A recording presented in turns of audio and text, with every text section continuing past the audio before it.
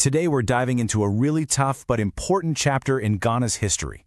It's the story of how one of its most celebrated founding fathers, Dr. J.B. Danquah, met a truly tragic and unjust end.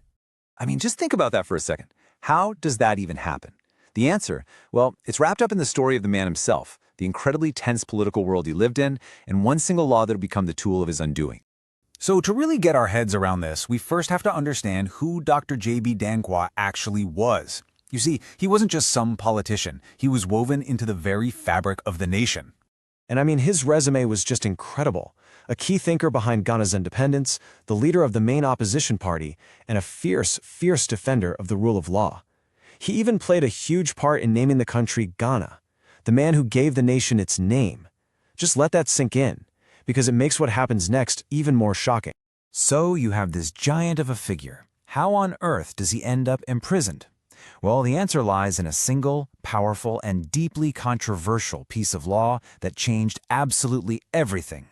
This was the Preventive Detention Act, or PDA. You see, in those turbulent years right after independence, President Kwame Nkrumah's government felt it was facing all kinds of threats. This act was their answer. It gave the government the power to arrest and jail people, not for a crime they'd been convicted of, but just on the suspicion that they might act against the state one day. And here's the most important part. All of this could be done without a trial. And this act would be used directly against one of the nation's most famous citizens.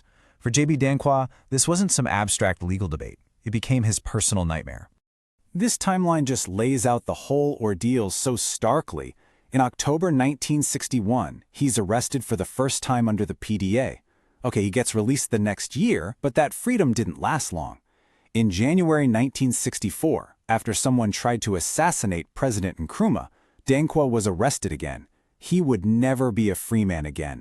And here's where it all gets so murky. On one side, you have the official government line. He was planning to subvert the government. He was involved in an assassination plot. But on the other side, you have the historical reality. He was never actually put on trial for any of this. Many historians now see this for what it almost certainly was, a political move to get a powerful critic out of the way. And this all leads to the really tragic end of the story. Imprisoned, cut off from the world, Danquah's health just started to collapse under the weight of it all. The conditions of his final imprisonment were just brutal. He wasn't just in any prison, he was being held in a condemned section of Nsawam prison. The source material is really clear that the conditions were awful, painting a very bleak picture of his final days. And on February 4th, 1965, at 69 years old, Dr. J.B. Danquah had a heart attack and died. Alone, in his prison cell, a founding father of a nation, just gone. This quote, it just says it all, doesn't it?